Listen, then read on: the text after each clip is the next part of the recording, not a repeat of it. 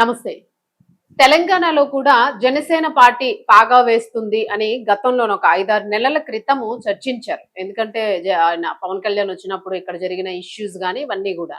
So, ఇప్పుడు జనసేనలోకి రాజా సింగ్ వెళ్తున్నారు అనే వార్త అయితే ఇప్పుడు గట్టిగా వైరల్ అవుతుంది. మరి నిజంగానే రాజా సింగ్ వెళ్తున్నారా? పవన్ కళ్యాణ్ తరఫు నుంచి రాజా సింగ్ ఇక్కడ పోటీ చేస్తున్నారా? అసలు జనసేన తెలంగాణ రాష్ట్రంలోని ఎలాంటి గ్రౌండ్ వర్క్స్ అనేవి చేసుకుంటుంది. సో ఇది మనం డీటెయిల్ గా మాట్లాడదాం. సీనియర్ జర్నలిస్ట్ దాము బాలాజీ గారు. సార్ నమస్తే. నమస్తే. జనసేన గురించి ఒక్క ముక్కలో చెప్పండి ఫస్ట్. అసలు తెలంగాణ రాష్ట్రంలో జనసేన అనేది పార్టీ గనక ఒకవేళ పటిష్టం చేయగలుగుతుందా అనడానికి మనకి ఎంత మనం ఎక్స్పెక్ట్ చేసుకోవచ్చు అంటారు? తర్వాత బీజేపీతో కలిస్తే ఖచ్చితంగా ఇక్కడ కూడా జనసేన స్ట్రాంగ్ అవ్వచ్చండి. ఓన్లీ సింగిల్ గా జనసేన అనేది కష్టమే. అక్కడ కూడా కష్టమే. అక్కడ కూడా దాని పర్సంటేజ్ అంత 6% దాటలేదు. సింగిల్ గా వెళ్ళలేదు.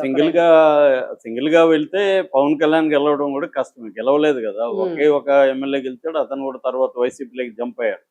సో ఎందుకంటే ఎప్పుడు కూడా పవన్ కళ్యాణ్ పార్టీని విస్తరించడం మీద, పార్టీని గ్రౌండ్ లెవెల్లో ప్రతిష్టపరచడం మీద, పార్టీ క్యాడర్ని పొలిటికల్ క్యాడర్గా మార్చడం, అంటే అభిమానులుగానే ఉన్నారు ఇప్పటికి కూడా, పొలిటికల్ క్యాడర్గా మారలేదు. సో అది ఎప్పుడు పవన్ కళ్యాణ్ చేయలేదు. అతను దాన్ని ప్లాన్డ్గానే చేయలేదు, కావాలనే చేయలేదు.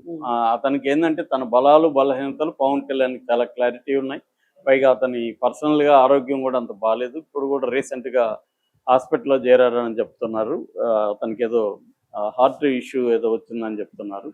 సో అందుకని పవన్ కళ్యాణ్ క్లారిటీ ఉంది. ఈ పార్టీ నిర్మించడం ఇవన్నీ పెద్ద వ్యవహారం, అదంతా మనం చేయాల్సిన అవసరం లేదు. మనల్ని సపోర్ట్ చేసే ఒక వర్గం, అంటే ముఖ్యంగా కాపు వర్గం, ఒక 20-25% ఓట్ షేర్ ఉంది. ఇందులో ఒక 5-6 వచ్చినా కూడా మనకి చంద్రబాబుకు నా అవసరం ఉంది కాబట్టి, మోడీకి నా అవసరం ఉంది కాబట్టి నేను ఇలాగే కంటిన్యూ అవుతాను అనేది అతనికి క్లారిటీ ఉంది. సో అందువల్ల దాన్ని విస్తరించాలని, పటిష్టపరచాలని పేరుకి ఏదన్నా చెప్పినా అవన్నీ జరగట్లేదు. ఇక తెలంగాణలో అయితే ఊరికే ఇక్కడ అప్పుడప్పుడు వచ్చి ఇది చేయడం తప్ప పవన్ కళ్యాణ్ ఇక్కడేం పార్టీని విస్తరించాలని ఏమీ లేదు. అయితే ఈ మధ్యకాలంలో ఏం జరిగిందంటే, బీజేపీ కేంద్ర స్థాయిలోనే ఒక నిర్ణయం తీసుకుంది. అదేంటంటే ఇండిపెండెంట్గానే బీజేపీని పోటీ చేయాలి, పొత్తులొద్దు అనేది నిర్ణయం. ఎందుకంటే వెస్ట్ బెంగాల్ రిజల్ట్ తర్వాత వెస్ట్ బెంగాల్లో పొత్తులు లేకుండా వాళ్ళు గెలవగలిగారు, అధికారంలోకి రాగలిగారు. వాళ్ళ ప్లాన్ ఏంటంటే ప్రతిపక్ష నాయకుల్ని కొనేయడమో లేకపోతే బెదిరించి వాళ్ళని తమ పార్టీలోకి తీసుకొని వాళ్ళకున్న ఇమేజ్ని, వాళ్ళకున్న నెట్వర్క్ని ఉపయోగించుకొని మనం బీజేపీగానే ఎవాల్వ్ అవ్వాలి, ఎవరి మీద డిపెండ్ కాకూడదు అనే ఒక నిర్ణయాన్ని కేంద్ర బీజేపీ నాయకత్వం తీసుకుంది.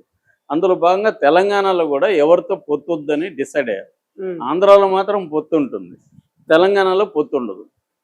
సో పొత్తు ఉండదు కాబట్టి అంతకుముందు ఏమనుకున్నారు, జనసేన బీజేపీ కలిసి ఇక్కడ రాబోయే మున్సిపల్ ఎలక్షన్లో పోటీ చేయాలనేది అనుకున్నారు. కానీ ఇప్పుడు బీజేపీ క్లియర్గా, రామచంద్రరావు కూడా మొన్న డిక్లేర్ చేశారు, మేము ఎవరితో పొత్తు పెట్టుకుని మేము ఇండిపెండెంట్కి వెళ్తామని. ఇది నేపథ్యం.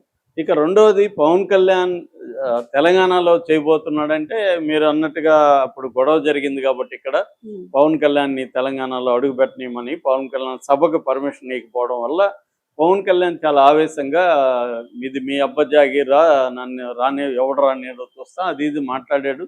కొంత హడావిడి జరిగింది. కానీ అక్కడ మనం చూస్తే అతనితో ఉన్న నాయకులు ఎవరు కూడా 10 మందిని తీసుకొచ్చే నాయకులు ఎవరు లేరు అక్కడ. వాళ్ళందరూ చిన్న చిన్న వ్యవహారాలు మీడియా ముందు చేయాలి తప్ప వాళ్ళు ఎవరు గ్రౌండ్ లెవెల్లో వర్క్ చేసిన వాళ్ళు కాదు. పెద్ద కేడర్ ఉన్న వ్యవహారం ఇక్కడ లేదు. రెండోది, జనరల్ గానే పవన్ కళ్యాణ్ పట్ల తెలంగాణలో ఒక వ్యతిరేకత ఉంది. ఆయన గతంలో తెలంగాణ వచ్చిన తర్వాత నేను 11 రోజులు నిద్రపోలేదని చెప్పడం, తర్వాత తెలంగాణ దిష్టి దగ్గర అక్కడ కోనసీమలో కొబ్బరి చెట్లు ఎండిపోయినాయని చెప్పడం, ఇలాంటివన్నీ ఇక్కడ. ఎందుకంటే తెలంగాణ సెంటిమెంట్ స్ట్రాంగ్గా ఉంటుంది. ఎప్పుడైనా నువ్వు తెలంగాణలో ఏదైనా చిన్న మాట అన్నా కూడా హర్ట్ అవుతారు, మిగతా ఇది లాగా కాదు. ఇక్కడ ప్రత్యేక లక్షణం తెలంగాణకు ఉంది, అది ఆయన హర్ట్ చేశాడు కాబట్టి ఇక్కడ ప్రజలు అది మర్చిపోరు. అందువల్ల పవన్ కళ్యాణ్ ఇక్కడ ఇండిపెండెంట్గా ఆ మధ్య కూడా పోటీ చేస్తే బరిలెక్క కంటే తక్కువ వచ్చాయి ఓట్లు. కాబట్టి ఓట్లుగా ఆయనకి ఏమీ లేదు ఇక్కడ పవన్ కళ్యాణ్కి. కాకపోతే ఏంటంటే గ్లామర్ కొంతవరకు పనికి వస్తుంది, ఒక స్టార్ క్యాంపెయినర్గా పనికి రావచ్చు అంతవరకే తప్ప పార్టీగా ఇక్కడ ఏమీ నిలదొక్కునే పరిస్థితి జీరో.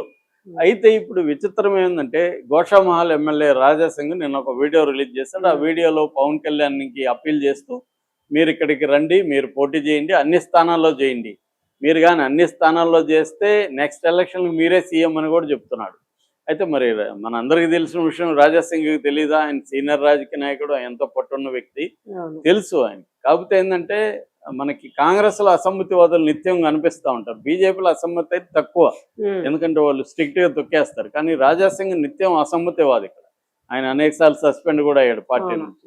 సో అందుకని ఆయనకి అసంతృప్తి ఉంది ఇక్కడ. అది కూడా చెప్పాడు ఆయన, కాంప్రమైజ్ పాలిటిక్స్ చేశారు 2014 నుంచి, లేకపోతే ఈ పార్టీకి బీజేపీ వచ్చిండేదని. సో ఆయనకు అసంతృప్తి ఉంది కాబట్టి అప్పుడప్పుడు ఇలా ఎక్స్ప్రెస్ చేస్తుంటాడు. అందుకని పార్టీ పాలసీ ఏంటి, పొత్తులు ఉండకూడదు అనేది పార్టీ పాలసీ. కానీ ఆయన పార్టీ పాలసీకి భిన్నంగా పవన్ కళ్యాణ్ని రమ్మని చెప్పడం అంటే ఏంటి, ఇక్కడ పార్టీని ధిక్కరిస్తున్నట్టే కదా ఆయన. ఆయన ఏమన్నా ఉంటే పార్టీలో మాట్లాడాలి, పవన్ కళ్యాణ్తో పొత్తు పెట్టుకుందాం, మనకి హెల్ప్ అవుతుంది అనేది ఆయన నమ్మొచ్చు, తప్పులేదు ఆయన అభిప్రాయం. దాన్ని పార్టీలో చెప్పాలి.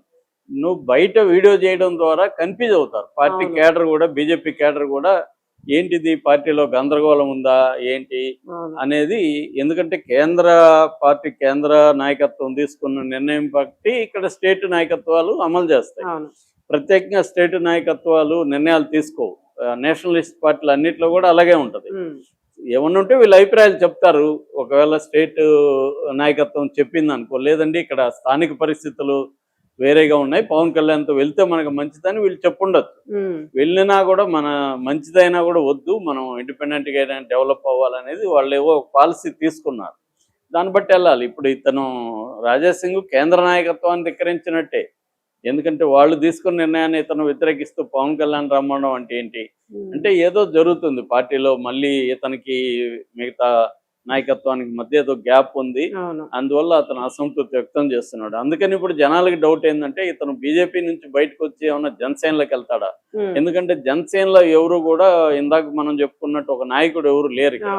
సో రాజాసింగ్ వెళ్ళాడు అనుకో, జనసేన తను కనీసం కొంత ఇది ఉంటది.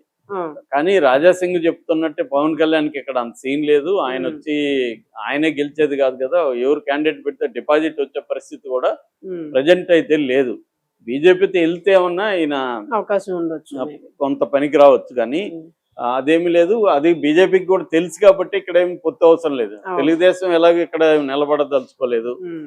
పవన్ కళ్యాణ్తో కూడా ఎందుకు పొత్తు అనవసరంగా, ఆయన వల్ల మనకి పడే ఓట్లు ఏమి లేవని బీజేపీ క్లారిటీగా ఉంది కాబట్టి బీజేపీ ఇండిపెండెంట్కి వెళ్దామని డిసైడ్ అయింది. ఎందుకంటే ఎలక్షన్లు అనేవి నాయకత్వం అభివృద్ధి అవ్వడానికి కూడా ఒక టూల్గా పనికొస్తుంది. ఎందుకంటే అక్కడ ఎలక్షన్లో నిలబడడం, ఆర్గనైజ్ చేయడం, పోటీ చేయడం ద్వారా నాయకత్వం ఎదుగుతుంది. అది బీజేపీ ప్లాన్ అన్నమాట. సో అందుకని రాజాసింగ్ ఒక రెబల్గా ఆయన మాట్లాడినట్టే మనకు అర్థమవుతుంది తప్ప, ఒకవేళ ఆయన ఏమన్నా సస్పెండ్ చేసి పార్టీ నుంచి బయటికి వెళ్తే ఆయనకి వేరే మార్గం లేకుండా జనసేనలో వెళ్ళే అవకాశం. దానివల్ల జనసేనకి పెద్ద ఉపయోగం లేదు, ఈయనకి కూడా పెద్ద ఉపయోగం అయితే ఉండదు. Thank you.